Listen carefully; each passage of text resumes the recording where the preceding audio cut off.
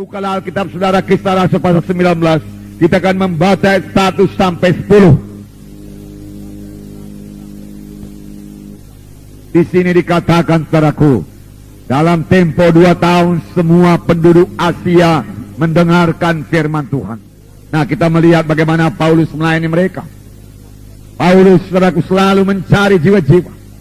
Bahkan Paulus tidak segan-segan, di sini dikatakan saudaraku menjelajah daerah-daerah pedalaman dan tiba di Efesus.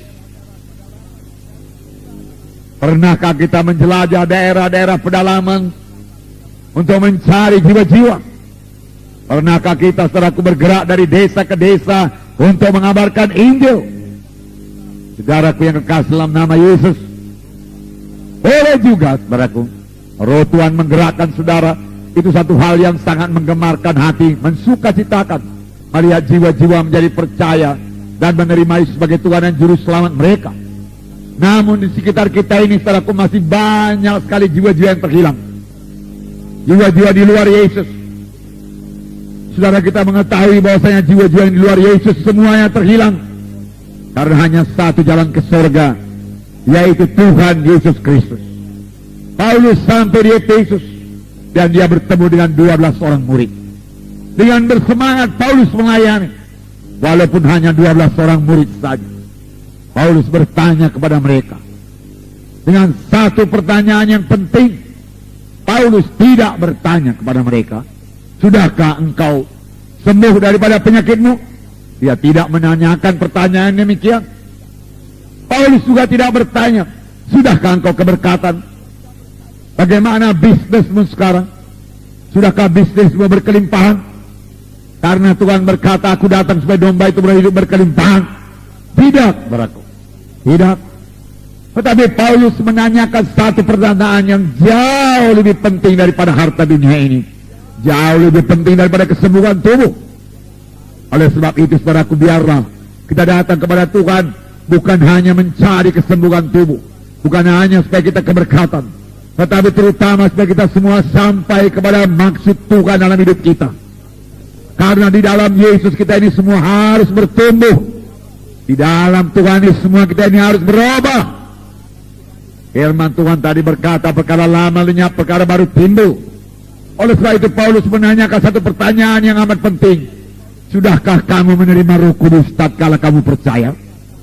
Jadi Paulus tahu mereka sudah percaya. Paulus mengakui mereka sudah selamat. Tetapi Paulus belum tahu dengan pasti apakah mereka sudah dibaptis dengan Roh Kudus atau tidak. Baptisan Roh Kudus sangat penting. Waktu murid-murid mau berangkat menginjil, Tuhan Yesus berkata kepada murid-murid, tunggulah di Yerusalem sampai kamu dilengkapi dengan kuasa dari Maha Tinggi. Karena Yohanes membaptis kamu dengan air, tapi tidak lama lagi kamu akan dibaptis dengan Roh Kudus. Tuhan Yesus sendiri menyuruh murid-murid menunggu Roh Kudus.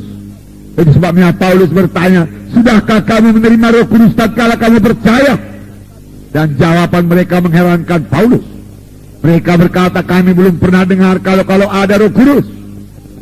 Heran juga. Saudaraku, dalam perjanjian lama banyak diceritakan mengenai Roh Kudus. Buku Joel mengatakan, pada akhir zaman aku akan mencurahkan Rohku pada segala manusia. Dan mereka itu akan bernubuat. Telinga-telingamu akan mimpi berbagai-bagai mimpi. Tua-tuamu melihat penglihatan-penglihatan. Dan ke atas hambaku laki-laki dan perempuan aku akan mencurahkan Rohku pada masa itu. Ini ditulis saudaraku oleh Nabi Joel kira-kira 700 tahun sebelum Yesus datang. Nah, saudaraku yang kasih dalam nama Yesus, bahkan Yohanes Pembaptis sendiri berkata, saudaraku, aku membaptis kamu dengan air, tapi kemudian datang seorang, aku tidak berlayak membuka tali kasutnya, dialah akan membaptiskan kamu dengan Roh Kudus dan api. Dan semua kita mengerti bahwasanya Yohanes Pembaptis saudaraku melayani dengan urapan Roh Kudus, melayani dengan kuasa Roh Kudus. Saudara, dia tidak punya gereja, dia hanya di tepi sungai Jordan. Dan berita singkat, berkuasa, bertobatlah kamu karena kerajaan sorga sudah dekat. Dan firman Tuhan berkata seluruh isi Yerusalem keluar. Sepanjang sungai Jordan mereka datang ke sungai Jordan untuk dibaptis. Seluruh Judea datang untuk minta dibaptiskan. Satu pelayanan yang sangat berkuasa. Roh Kudus memenuhkan dia, Roh Kudus menggerakkan jiwa-jiwa. Dan sambil mengaku dosanya mereka dibaptis sungai Jordan. Termasuk Tuhan Yesus, saudara, yang datang pada Yohanes Pembaptis. Dan Yohanes Pembaptis berkata, bagaimana ini Tuhan? Masakan engkau datang kepada aku supaya aku baptis? Yohanes berkata, biarlah demikian supaya kita menggenapi semua kehendak Allah. Dan Yohanes Pembaptis patuh, dan dia membaptiskan Yesus.